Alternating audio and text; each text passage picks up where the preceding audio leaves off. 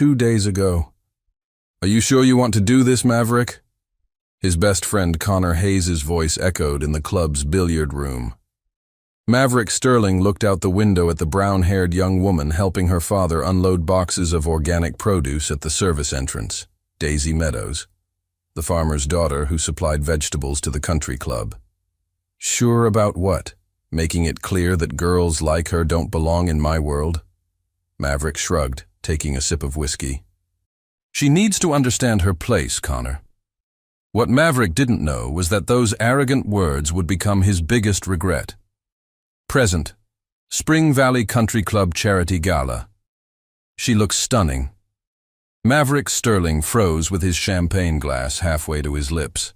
His blue eyes widened at who had just entered the ballroom, Daisy Meadows. But this wasn't the Daisy in jeans and work boots he was used to ignoring. This Daisy wore an emerald green dress that highlighted her honey-colored eyes, her brown hair falling in perfect waves over her bare shoulders. She was radiant, and she wasn't alone. Connor brought a date, Theo Blackwood commented beside him with a mischievous smile. Who would have thought the little farmer's daughter would clean up so well?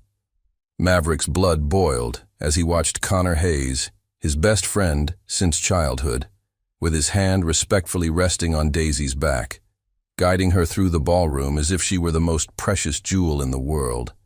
Connor whispered something in her ear, and she was laughing. That crystalline laugh that Maverick had never really noticed before. What the hell is Connor doing? Maverick growled. Being a gentleman? Theo suggested. Something you clearly forgot to be 2 days ago. Maverick remembered that day perfectly. Daisy had personally delivered a basket of organic strawberries his mother had ordered. She was at the front door,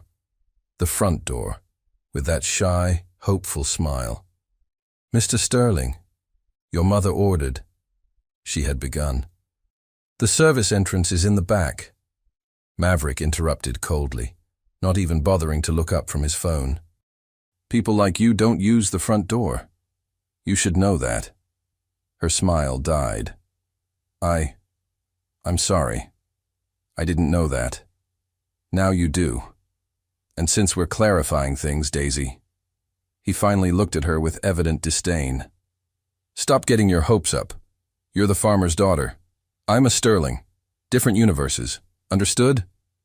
Now, watching Connor lean in to whisper something that made Daisy blush and smile, Maverick felt something entirely new burning in his chest. Regret. And something more dangerous. Jealousy. I'm going to greet them, Maverick said abruptly, already walking toward the couple. This is going to be fun, Theo murmured, following him. But when Maverick approached, Daisy saw him. And for the first time in his life, someone looked at Maverick Sterling with absolute disinterest. She simply turned her face away and gave all her attention to Connor, as if Maverick were invisible. And it hurt. It hurt far more than he ever imagined it would. Maverick Sterling. Connor's smile was polite but guarded as Maverick approached. Didn't expect to see you mingling with the common folk tonight. The jab hit its mark. Maverick forced a smile, his eyes involuntarily drawn to Daisy. Up close, she was even more breathtaking. A light dusting of freckles across her nose, the natural glow of someone who spent her days under the sun, and those eyes, those honey gold eyes that refused to meet his. Connor, Miss Meadows, isn't it? Maverick extended his hand, knowing damn well who she was. Daisy looked at his hand as if it were a snake. Then, with deliberate slowness, she took a sip of her champagne and turned her body slightly toward Connor, completely dismissing Maverick's gesture. Connor, didn't you promise me a tour of the gardens? Her voice was soft, sweet, and absolutely devastating in its indifference. Of course, darling. Connor placed his hand on the small of her back, and Maverick noticed the way she leaned into the touch. Excuse us, Maverick. Wait. The word came out sharper than intended. Both Connor and Daisy turned. I wanted to apologize, Miss Meadows, for the other day. That was inappropriate of me. Now Daisy did look at him. Really looked at him. And what Maverick saw in those honey eyes wasn't anger or hurt. It was something far worse. Pity. "Mr. Sterling," she said quietly, "apologies mean nothing when the person apologizing doesn't understand what they're apologizing for. You didn't insult me because you had a bad day. You did it because you genuinely believe I'm beneath you." She paused, her chin lifting with quiet dignity. "And maybe I am, in your world. But in mine, I'm surrounded by people who measure worth by character, not bank accounts. So thank you. But I don't need your apology. I need you to stay away from me." The ballroom seemed to fade away. Maverick heard Theo's low whistle somewhere behind him, heard the soft gasps of nearby guests who'd caught the exchange. But all he could focus on was the sight of Daisy Meadows walking away from him on Connor Hayes' arm. No one walked away from Maverick Sterling. No one. "You're staring." Theo appeared with 2 fresh glasses of scotch. "It's actually becoming pathetic." "I'm not staring." Maverick grabbed the glass, downing half of it in one go. His eyes tracked Daisy and Connor as they glided across the dance floor. Connor whispered something that made her laugh, that same musical sound that was quickly becoming Maverick's new obsession. "You've looked at her more in the past hour than you looked at Sienna in your entire 6-month relationship," Theo observed. "Interesting development." Sienna was... Maverick started, then stopped. What was Sienna? Expected, appropriate, boring. This is different. Because she doesn't want you. Because I was an idiot. Maverick set down his glass with more force than necessary. I saw her 100 times at the club, Theo. Every week she'd come with deliveries, always with that bright smile, always kind to everyone. And I never actually saw her. Until Connor did. The mention of his friend's name sent another spike of jealousy through Maverick's chest. Connor Hayes, heir to the Hayes maritime fortune, Princeton graduate, all-around good guy. Of course he'd noticed Daisy. Connor actually paid attention to people. When did he... He's been volunteering at the community center where her father teaches sustainable farming, Theo supplied, for 3 months now. Apparently, he wanted to learn about agriculture. The smirk in Theo's voice was unmistakable. Or maybe he just wanted to learn about a certain farmer's daughter. Maverick watched as the song ended, and Connor led Daisy toward the terrace. The way Connor looked at her, with genuine respect, admiration, interest, made something twist painfully in Maverick's gut. That should be him. The thought came unbidden, but once it arrived, it settled in his mind with absolute certainty. "I need to fix this," Maverick muttered. "Fix what? The fact that you were an arrogant ass? The fact that you humiliated her? Or the fact that Connor is currently winning the heart of the first woman who's ever made you feel anything real?" All of it, Maverick thought. He needed to fix all of it. He started toward the terrace, but a hand on his arm stopped him. His mother, Victoria Sterling, appeared beside him, elegant in navy blue silk. "Don't." Her voice was quiet, but firm. "I heard what you said to that sweet girl at our doorstep. I also heard what she just said to you. If you go after her now, you'll only make it worse. Mom, what you need to do is think about why you suddenly care." Victoria's sharp eyes softened slightly. "Is it because you genuinely see her worth or because someone else does?" Maverick opened his mouth to answer, then closed it. He didn't know. And that uncertainty terrified him more than anything. On the terrace, backlit by strings of fairy lights, Connor took off his jacket and draped it over Daisy's shoulders. She smiled up at him with such warmth, such openness, that Maverick felt something crack in his chest. He'd had that chance. She'd stood at his door with hope in her eyes, and he'd destroyed it with careless cruelty. Now he'd have to watch someone else cherish what he'd been too blind to see. Unless he could prove he'd changed, that he could be worthy of a second chance. But first, he'd have to figure out if he was doing this for the right reasons, Because Daisy Meadows deserved better than to be a prize in a competition. She deserved everything. And Maverick was just beginning to realize that maybe, just maybe, he wanted to be the man who could give it to her. The morning sun cast golden rays across Meadowbrook Farm as Maverick Sterling's black Mercedes pulled up the dirt road, looking absurdly out of place among the pickup trucks and tractors.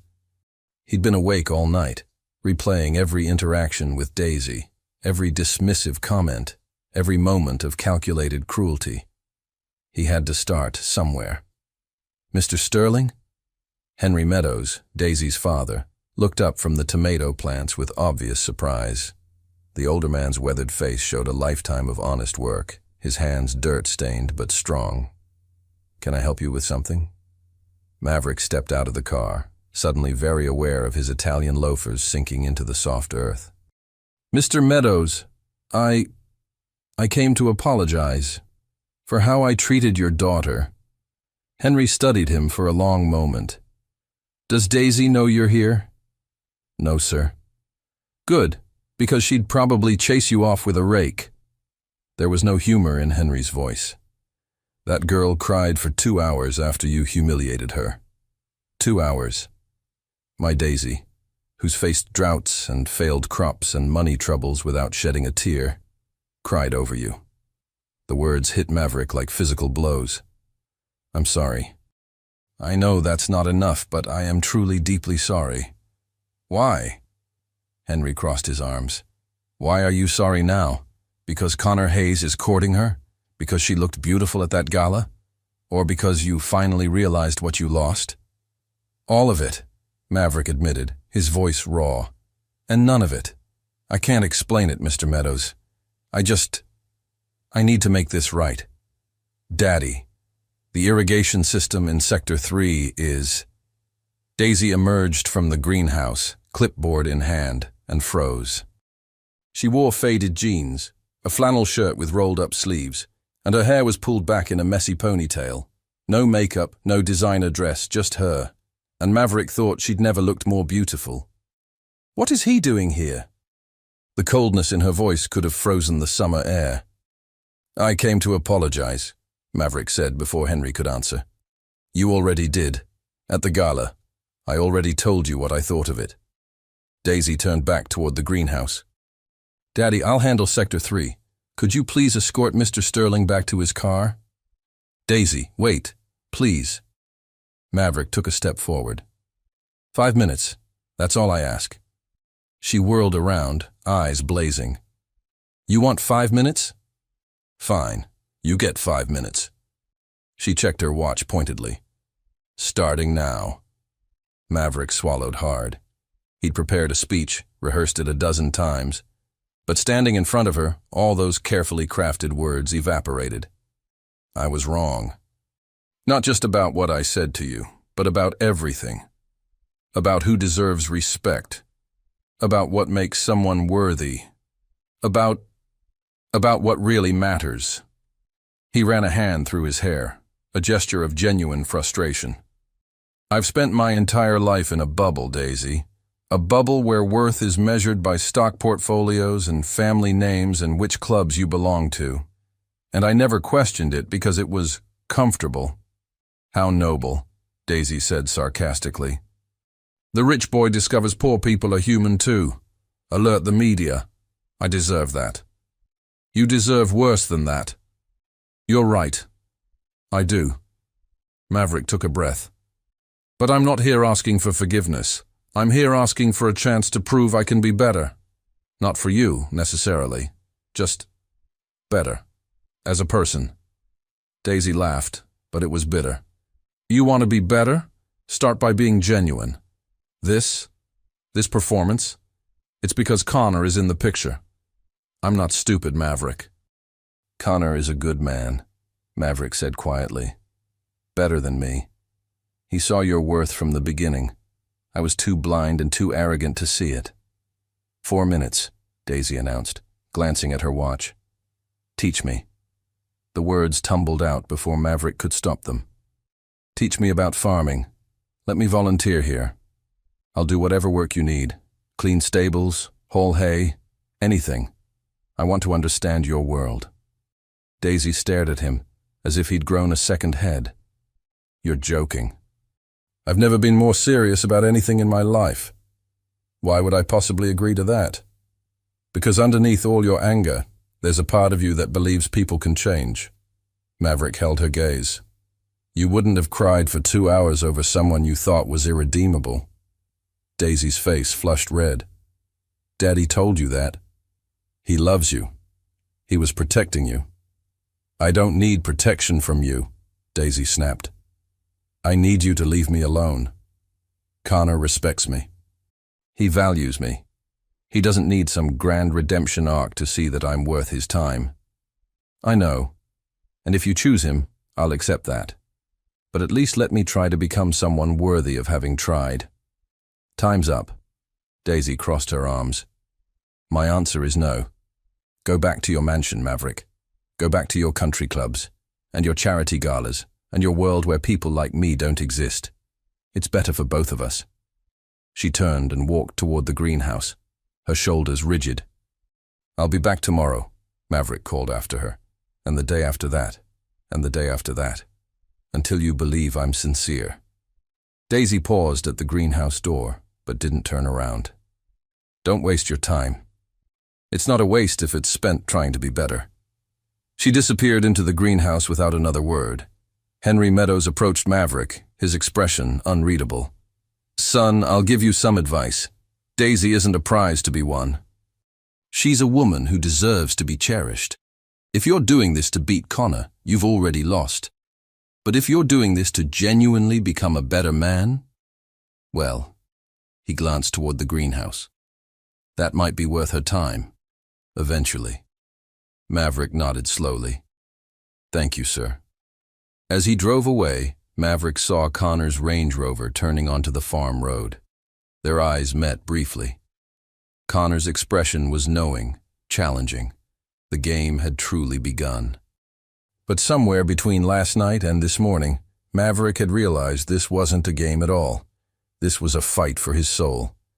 Maverick showed up at Meadowbrook Farm at 6 a.m. the next morning, and the morning after that, and the one after that. By day 4, even Daisy's stubbornness was starting to crack. You're still here, she observed, watching Maverick struggle with a wheelbarrow full of compost. His designer polo was soaked with sweat. His hands blistered despite the gloves Henry had given him, and there was a smudge of dirt across his aristocratic nose. I said I'd come back. Maverick dumped the compost where she'd indicated, his arms trembling slightly from the effort. I'm a man of my word. Since when? The barb hit home, but Maverick didn't flinch. Since now. Since I realized my word hasn't meant much of anything for most of my life. Daisy wanted to hate him. She really did. But there was something about seeing Maverick Sterling, heir to a fortune worth 9 figures, shoveling manure at dawn that made her armor crack just a little. Your hands are bleeding, she said, nodding toward the red stains seeping through his gloves. I know. Why are you really doing this, Maverick? He set down the wheelbarrow and met her eyes. Honestly, I started doing this to prove something to you. But now I'm doing it to prove something to myself. That I can be more than my father's son, more than a name and a bank account. Before Daisy could respond, Connor's Range Rover pulled up. He emerged with a picnic basket and that easy, confident smile that had charmed her from the beginning. Good morning, beautiful, Connor greeted Daisy, then acknowledged Maverick with a curt nod. Sterling. Playing farmer today? Learning, Maverick corrected quietly. There's a difference. Right. Connor turned his full attention to Daisy. I brought lunch, your favorite. Fried chicken and homemade lemonade from Morrison's Deli. Thought we could eat by the creek? Daisy smiled, but Maverick noticed it didn't quite reach her eyes. That sounds lovely, Connor. Just give me 20 minutes to finish showing Maverick the irrigation system. Connor's jaw tightened imperceptibly. You're actually teaching him? Daddy insisted, Daisy said. Which wasn't entirely true, but wasn't entirely false either. I'll wait, Connor said. his tone leaving no room for argument. 20 minutes later, as Daisy demonstrated how to check the soil moisture, Maverick asked the question that had been burning in his mind. "Do you love him?" Daisy's head snapped up. "That's none of your business. You're right, it's not. But I need to know if I'm fighting for something that's already lost." "You're not fighting for anything, Maverick. You're just here. Existing. Doing manual labor like it's some kind of penance." "Isn't it?" Daisy sighed, sitting back on her heels. "Connor is everything I should want. He's kind, respectful, genuinely interested in what I do. He doesn't look down on me or my family. He's perfect." "But?" Maverick prompted gently. "But nothing. There is no but." Daisy stood abruptly. "You should go. Connor's waiting." As Maverick walked toward his car, he passed Connor setting up the picnic by the creek. Their eyes met, and something unspoken passed between them. "She deserves the world," Connor said quietly. "I know. Can you give it to her? Or are you just playing at being a better man until this gets boring?" It was a fair question. A month ago, Maverick would have bristled at the accusation. Now, he just felt the weight of it. "I don't know what I can give her," Maverick admitted. "I only know what I can't live with anymore, and that's being the man who hurt her." Connor studied him for a long moment. "You know what the worst part is, Sterling. I actually believe you. I wish I didn't, but I do." He paused. "But belief isn't enough. She needs consistency. Proof. Time. I have time. Do you? Your father's been calling the club, asking questions about where you disappear to every morning. How long before he finds out? Before he demands you stop this, whatever this is?" Maverick hadn't told his father anything. Sterling Sr. would have a coronary if he knew his heir was doing farm work. The thought of that confrontation made Maverick's stomach churn. "But that's my problem to handle," Maverick said firmly. "See, that's where you're wrong." Connor stepped closer. "The moment you make Daisy collateral damage in your family drama, it becomes her problem too, and I won't let you hurt her again." "Neither will I." "Connor!" Daisy's voice called from near the creek. "Are you coming?" Connor held Maverick's gaze a moment longer, then turned away. "May the best man win, Sterling." "This isn't about winning," Maverick said to Connor's retreating back. "Not anymore." That evening, as Maverick soaked his blistered hands in ice water at home, his phone rang. His father. "Where have you been?" Sterling Sr.'s voice was sharp. "You've missed 3 business meetings." "I've been learning," Maverick said carefully. "Learning what?" "The board is asking questions, Maverick. Questions I can't answer because my own son won't tell me what he's doing with his time. I'm figuring out who I want to be, Dad. You're a Sterling. That's who you are. That's who you've always been. Maybe that's not enough anymore." The silence on the other end was deafening. Then, "We'll discuss this at dinner tomorrow. Be there." The line went dead. Maverick looked at his blistered, aching hands, at the dirt still under his fingernails, despite scrubbing, at the reflection of a man who was exhausted, sore, and more alive than he'd felt in years. Tomorrow, he'd face his father. Tonight, he'd remember the way Daisy's eyes had softened, just for a moment, when she'd noticed his bleeding hands. It wasn't much, but it was something, and something was more than he'd had a week ago. The Sterling family dining room could fit Daisy's entire house twice over. Maverick sat across from his father, the polished mahogany table stretching between them like a battlefield. A farmer's daughter. Sterling Sr. didn't ask, he stated. "That's where you've been, groveling at some farm." "How did you—" "I have eyes everywhere, Maverick. Did you really think I wouldn't find out?" His father's face was carved from granite. "Theodore Blackwood's father called me. Said his son mentioned you've been making a fool of yourself over some peasant girl who rejected you. Don't call her that. I'll call her what she is." Sterling Sr. leaned forward, Here's what's going to happen. You will end this embarrassing infatuation. You will return to work, and you will start courting Amanda Whitmore. Her father and I have already discussed a potential merger. No. The single word hung in the air like a grenade. Excuse me? I said no. Maverick's voice was steady, despite his racing heart. I'm not marrying Amanda Whitmore. I'm not ending anything, and I'm not living my life according to your business plans anymore. Sterling Sr.'s hand slammed on the table. Everything you have I gave you. This house, your cars, your education, your position. You gave me things, Maverick interrupted. You never gave me a choice. You never asked what I wanted, who I wanted to be.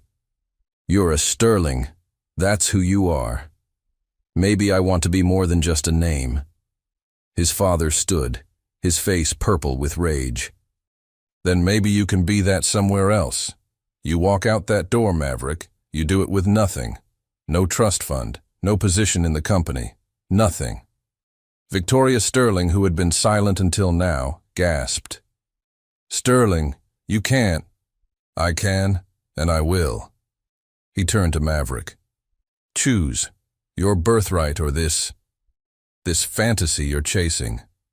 Maverick thought of Daisy's honey eyes, of her strength, her dignity, her refusal to compromise who she was, of the way his blistered hands had felt like badges of honor instead of shame. I choose the fantasy. Maverick drove to Meadowbrook Farm in a daze, his father's final words echoing. Don't come back.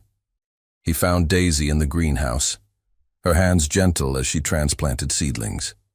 She looked up when he entered, and whatever she saw in his face made her expression shift from annoyance to concern. What happened?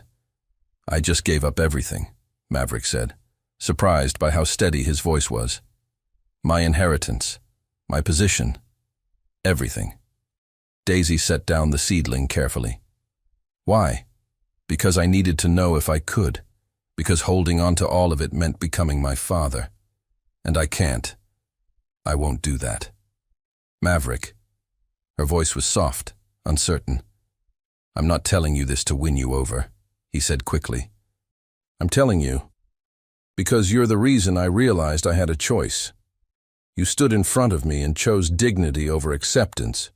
You chose yourself, and I needed to do the same. For the first time since they'd met, Daisy looked at him without walls, just pure, honest seeing. What are you going to do now? I don't know. A laugh escaped him, slightly hysterical. I have a degree in business and hands that know how to sign checks, not do actual work. I'm qualified for absolutely nothing real. Your hands did real work this week, Daisy said quietly. I saw the blisters.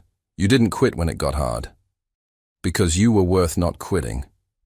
The moment stretched between them, fragile as spun glass. Then Connor's voice shattered it. Daisy! He stood at the greenhouse entrance holding a bouquet of wildflowers. I hope I'm not interrupting something. The way he said something made it clear he knew exactly what he was interrupting. Connor. Daisy stepped back from Maverick. No, we were just... Maverick was leaving. Actually, Connor said, his expression serious, I'm glad you're both here. Saves me the trouble of tracking Sterling down later. He moved closer to Daisy, his hand finding hers. Daisy, I've been patient. I've courted you properly, given you space, respected your pace. But I need to know where we stand. Connor, because I'm falling in love with you. His voice was earnest, vulnerable.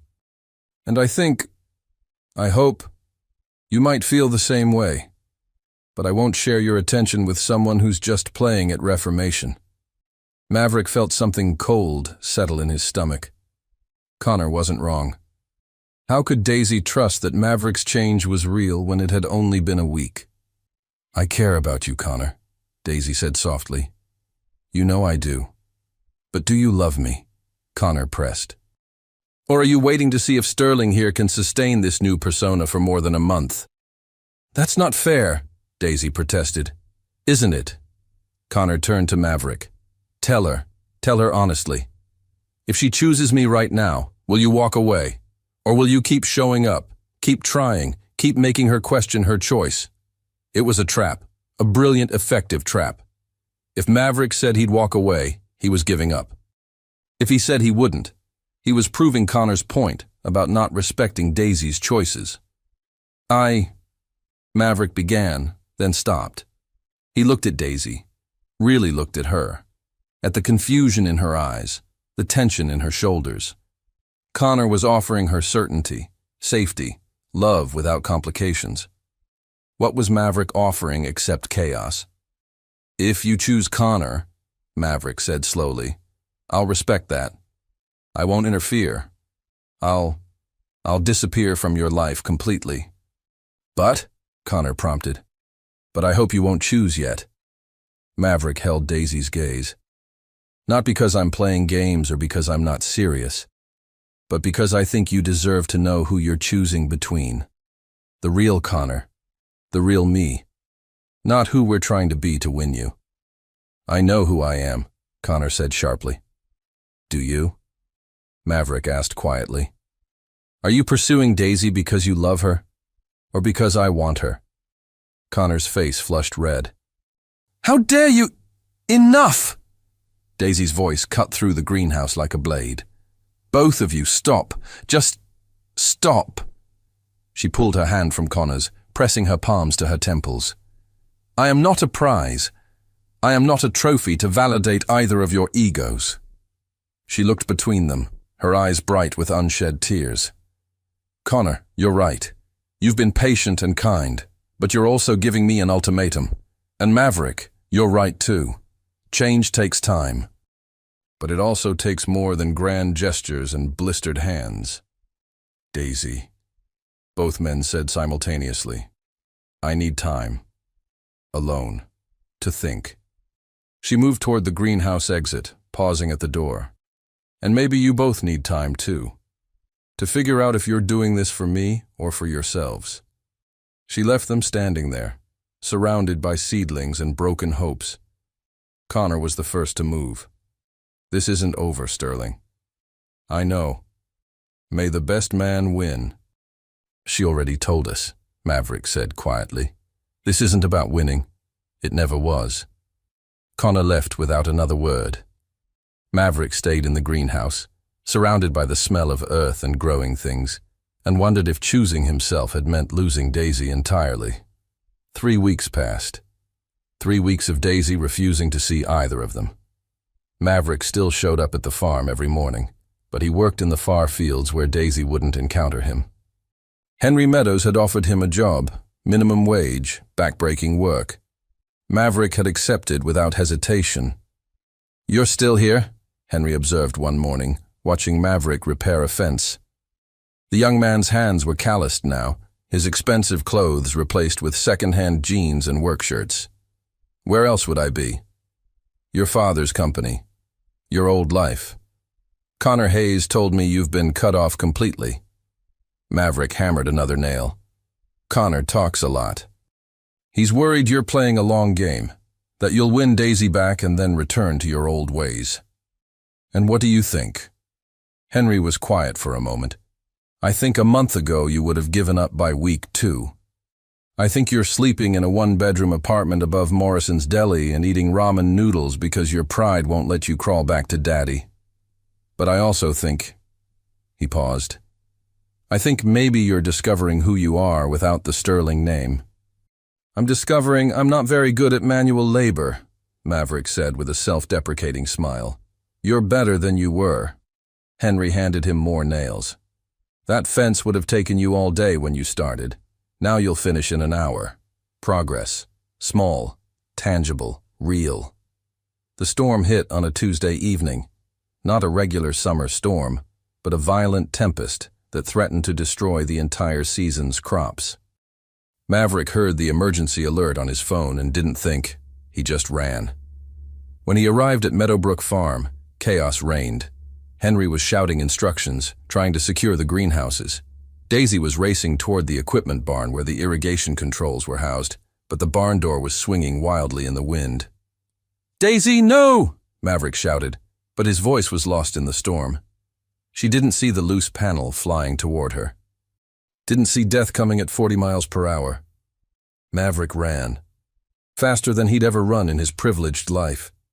He slammed into Daisy, knocking her clear as the panel crashed into the space she'd occupied seconds before.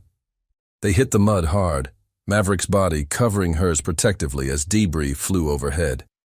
"Are you insane?" Daisy shouted over the wind, but her hands were clutching his shirt, her eyes wide with shock. "Probably." Maverick helped her up, pulling her toward the greenhouse. "Are you hurt?" "No, The irrigation system. If we don't shut it down manually, the whole field will flood." "Where?" "The barn. But it's too dangerous." Maverick looked at the barn, at the flying debris, at the real possibility of serious injury. Then he looked at Daisy's face, at the tears mixing with rain on her cheeks, at everything she and her father had built. "Stay here." "Maverick, don't!" But he was already running. The journey to the barn was 50 yards that felt like 50 miles. Something hit his shoulder. A tree branch, maybe, sending pain lancing through his arm. He ignored it. Another piece of debris sliced his cheek. He kept going. Inside the barn, he found the irrigation controls. His hands, those hands that once only knew how to sign documents, worked frantically with switches and valves, using everything Henry had taught him. When the system finally shut down, Maverick allowed himself one breath of relief before running back. Daisy met him halfway, crashing into him with such force they almost fell, her arms wrapped around his neck, her face buried in his shoulder. "You stupid, stupid man," she sobbed. "You could have died. Your farm." "I don't care about the farm. I care about—" She pulled back, her honey eyes blazing through the rain. "Why? Why would you risk your life?" "Because it matters to you." Maverick cupped her face, his thumb brushing away tears and rain. "Because everything that matters to you matters to me now. Don't you see that?" Maverick. Connor's Range Rover pulled up, horn blaring. He jumped out, running toward them. "Daisy. Thank God. I heard about the storm and He stopped, taking in the scene. Daisy in Maverick's arms. Maverick bleeding but alive. The barn secured. Connor. Daisy stepped back from Maverick, her hand going to her mouth. "He saved the farm," Henry Meadows said, appearing beside them. "Risked his neck to shut down the irrigation system. Storm's passing. Damage is minimal thanks to him." Connor looked at Maverick, and something complicated crossed his face. Anger, respect, defeat. Of course he did. Connor's voice was hollow.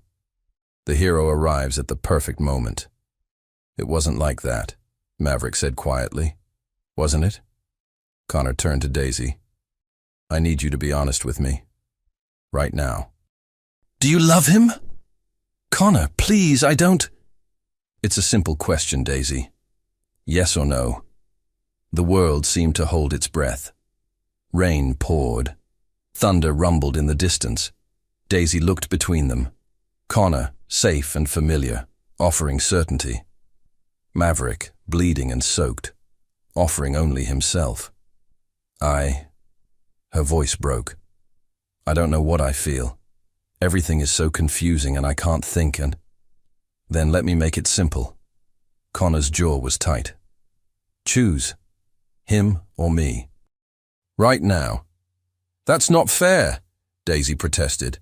"Fair? Nothing about this is fair." Connor's composure finally cracked. "I did everything right, Daisy. I respected you, courted you properly, never pushed, never demanded. And I'm still losing to someone who treated you like dirt."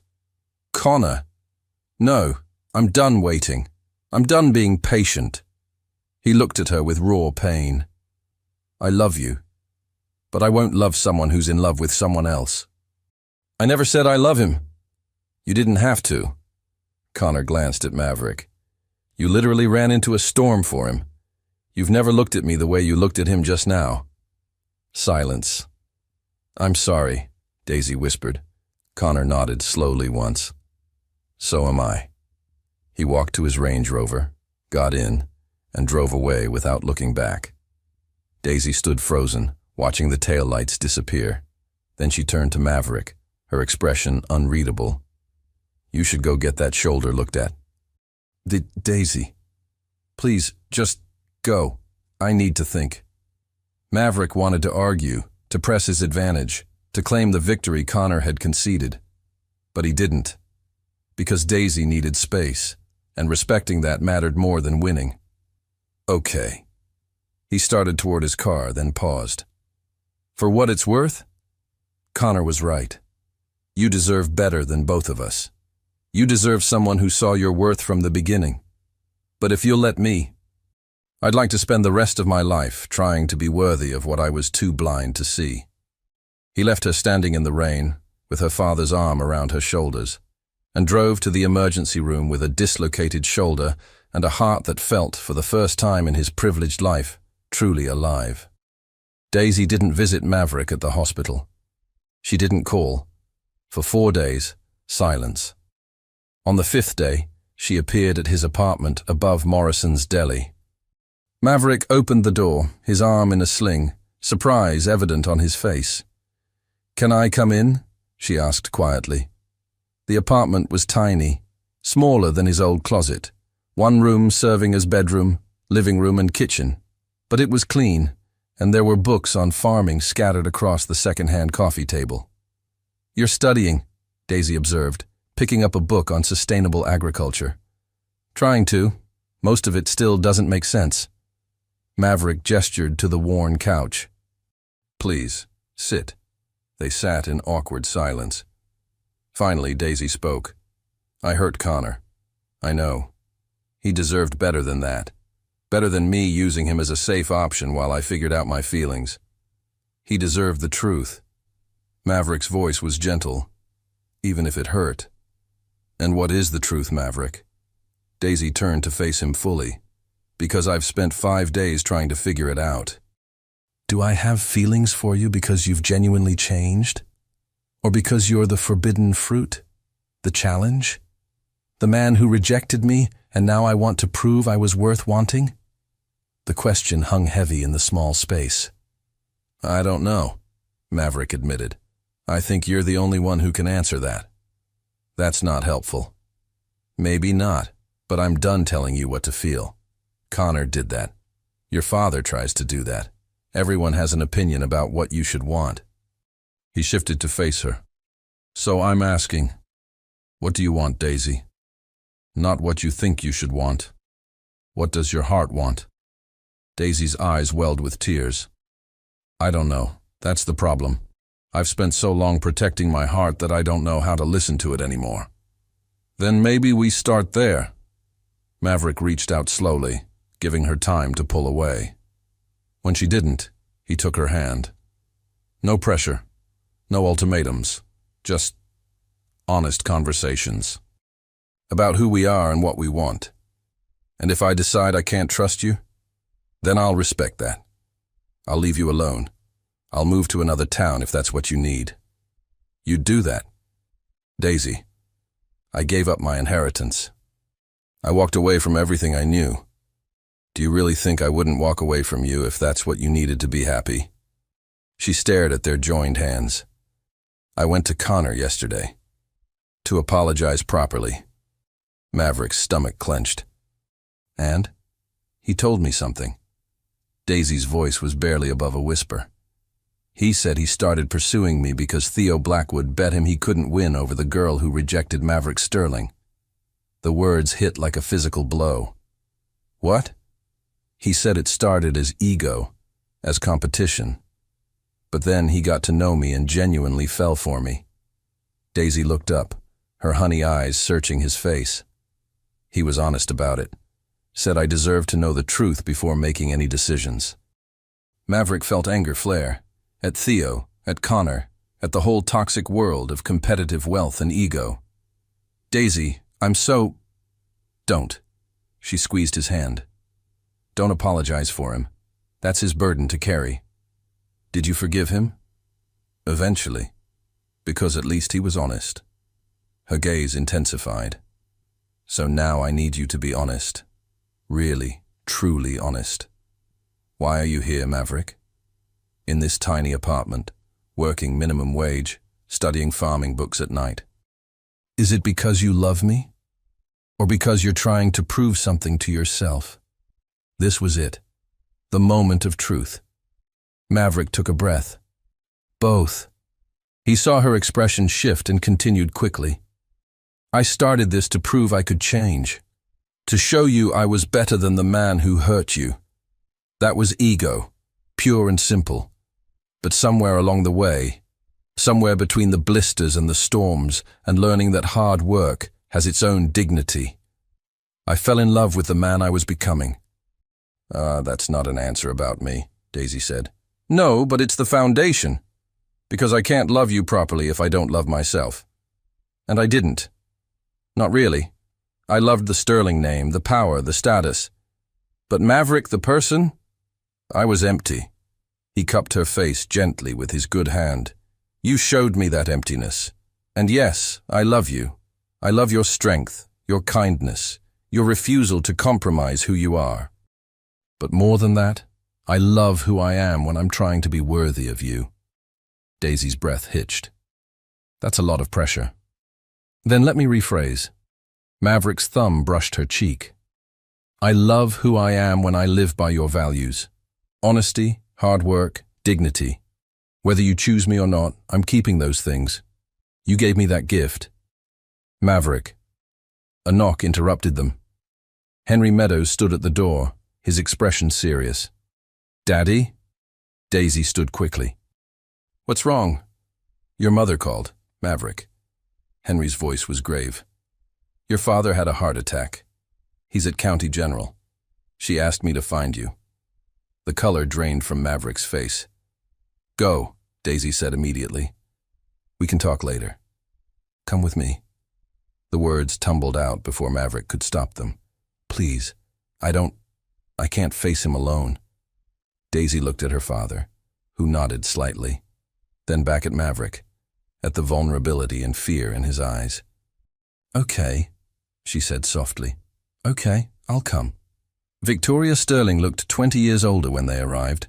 She embraced Maverick fiercely, then noticed Daisy. You're the Meadows girl. Yes, Mom. Thank you, Victoria said simply, for bringing my son back to life. Before Daisy could respond, a doctor emerged. He's stable, but he's asking for Maverick. Maverick's hand found Daisy's. Together, she nodded. Sterling Sr. Looked frail in the hospital bed, tubes and wires everywhere. When he saw Maverick, something crumbled in his face. Son. Dad. I'm sorry. The words seemed torn from Sterling Sr.'s chest. I was wrong. About everything. Life's too short for pride and control and... His eyes found Daisy. Is this her? Yes, sir. Daisy stepped forward. I'm Daisy Meadows. You're beautiful. Sterling Sr. managed a weak smile. And you must be something special to make my stubborn son finally stand up to me. Daddy. Maverick's voice broke. Come back, Sterling Sr. said. To the company, to the family. Not as my puppet, as my partner. Teach me what you've learned. About what really matters. Maverick looked at Daisy, at the crossroads before him. I'll think about it, he said finally. But on my terms, and Daisy's in my life, if she'll have me. That's non-negotiable.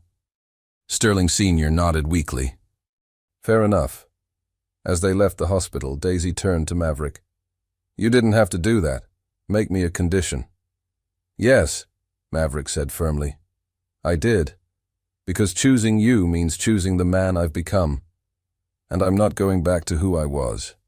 Not for anyone. Daisy smiled. Really smiled. For the first time in weeks. Ask me, she whispered. What? Ask me what my heart wants. Maverick's pulse raced. What does your heart want, Daisy Meadows? She stood on her toes and kissed him. Soft, sweet, and full of promise. You, she breathed against his lips. My heart wants you. 6 months later. The Fall Harvest Festival at Meadowbrook Farm had become a community tradition, but this year was special. Sterling Agricultural Initiative, a new non-profit funded by Sterling Sr. and run by Maverick, was being launched, dedicated to helping small family farms thrive. Maverick stood on the makeshift stage, looking out at the crowd. His father sat in the front row, still recovering but stronger every day. Victoria beamed beside him. Henry Meadows stood with other local farmers, pride evident in his weathered face. And Daisy. Beautiful Daisy in a simple sundress, her honey eyes shining with encouragement. 6 months ago, Maverick began, his voice steady, I didn't know the difference between a tomato plant and a weed. I thought wealth was measured in stock portfolios and country club memberships. I thought I knew everything worth knowing. He paused. I was an arrogant fool. Laughter rippled through the crowd. But a wise woman taught me that real wealth is measured in different ways. In calloused hands that have worked honest soil. In communities that support each other. In knowing who you are when you strip away all the pretense. His eyes found Daisy's. She taught me that change is possible, but only if you're willing to do the hard work. Not just physical labor, but the harder work of becoming someone worth being. Applause erupted. Maverick stepped down, immediately moving toward Daisy. That was beautiful, she said, her hand finding his. I had a good teacher. Maverick. They turned. Connor Hayes stood a few feet away, looking uncertain. It was the first time they'd seen him since the storm. Connor, Maverick said carefully. I didn't know you were coming. Henry invited me. Connor's eyes moved to Daisy. I wanted to see how you were doing, both of you. An awkward silence stretched. I'm happy, Daisy said softly. Really happy. I can see that. Connor managed a genuine smile. You're glowing. Both of you are. He extended his hand to Maverick. I was angry for a long time. Angry at you, at myself, at the situation. But my therapist helped me see that I was competing instead of connecting. I didn't really know Daisy. I knew an idea of her. Maverick shook his hand firmly. That took courage to admit. Yeah, well, you showed me what real courage looks like. Connor glanced at Daisy. I'm sorry. For the ultimatum, for making it about winning instead of about your happiness. You deserved better. We all did better, Daisy said. Eventually. I'm actually seeing someone, Connor added. Rachel Chen. She runs the community center. She's teaching me what it means to actually see someone for who they are. I'm happy for you, Maverick said, and meant it. Connor nodded and walked away, but the weight of their shared past felt lighter somehow. Resolved. As the sun began to set, painting the sky in shades of amber and rose, Maverick led Daisy to the creek, where Connor had once tried to win her heart with picnics. I have something for you, he said, his voice nervous. Maverick Sterling, if you're about to give me some extravagant gift. It's not extravagant. He pulled out a small box. Well, maybe a little. Inside was a ring, but not a massive diamond. Instead, a delicate band with a small emerald, the color of her dress from the gala, surrounded by tiny seed pearls. Maverick, I know it's only been 6 months. I know we're still learning each other. But I also know that I want to spend every harvest season for the rest of my life with you. He got down on one knee, his heart pounding. Daisy Meadows, will you marry me? Daisy's hands flew to her mouth, tears streaming down her face. Yes, she whispered. Yes, yes, yes. Maverick slipped the ring on her finger, then stood and pulled her into his arms, kissing her deeply as the last rays of sunlight painted them in gold. I love you, he murmured against her hair. I love you so much it terrifies me. Good, Daisy laughed through tears. Because I love you too. The real you. The man who shovels manure and studies farming books and isn't afraid to admit when he's wrong. I'm wrong a lot, Maverick admitted. I know, but you're also brave and kind and willing to grow. She kissed him again. That's all I ever wanted. Someone who chooses growth over comfort. Speaking of growth, Maverick said, his expression turning serious, I talked to my father. We want to make you a partner in the Sterling Agricultural Initiative. Not as my fiancé, but as an expert in sustainable farming. You'd have equal say in all decisions. Maverick, that's incredible. You deserve it. Your knowledge, your passion. That's what will make this work. He tucked a strand of hair behind her ear. Besides, I'm going to need someone to stop me when I have terrible ideas. That's going to be a full-time job, Daisy teased. Good thing you'll have the rest of our lives to do it. They stood by the creek as darkness fell, wrapped in each other's arms, watching fireflies dance over the water. In the distance, they could hear the festival continuing. Laughter, music, community. Do you ever regret it? Daisy asked quietly. Giving up your old life? Never. Maverick's answer was immediate and absolute. That wasn't a life. It was an existence. This is living. Even the manure shoveling? Especially the manure shoveling. He grinned. It builds character. Daisy laughed, the sound carrying across the fields like music. Come on, she said, taking his hand. Let's go tell my father he's going to have to give me away eventually. He's going to make me work for his blessing, isn't he? Absolutely. Daisy smiled. But you're good at hard work now. As they walked back toward the farmhouse hand in hand, Maverick realized something profound. He'd spent his whole life searching for worth in external validation, his father's approval, society's admiration, wealth and status. But real worth had been here all along, in honest work and genuine connections, in loving someone not for what they could give him, but for who they helped him become. He'd come to Meadowbrook Farm seeking redemption. He'd found himself instead. And in finding himself, he'd found everything that mattered. The arrogant air was gone. In his place stood a man who knew the value of blistered hands, humble beginnings, and a love that demanded he be better than he ever thought possible. And as Daisy squeezed his hand, her engagement ring catching the moonlight, Maverick knew he was finally, truly home. 5 years later, the spring morning sun filtered through the curtains of the master bedroom at Meadowbrook Estate, the newly renovated farmhouse that Maverick and Daisy had designed together, blending rustic charm with modern sustainability. Daisy Sterling stirred awake, instinctively reaching for her husband.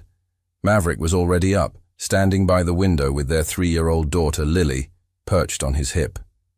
Look, princess, he whispered, pointing at the fields. See how the morning dew makes everything sparkle? That's nature's diamonds. Diamonds like Mommy's ring? Lily asked in her sweet, curious voice. Even better, because these diamonds water the crops that feed people. Daisy's heart swelled. 5 years ago, she never could have imagined this. Maverick as a father, teaching their daughter about agriculture with the same passion he once reserved for quarterly reports. You're up early, she said, sitting up. Maverick turned, his smile still capable of making her breath catch. Big day.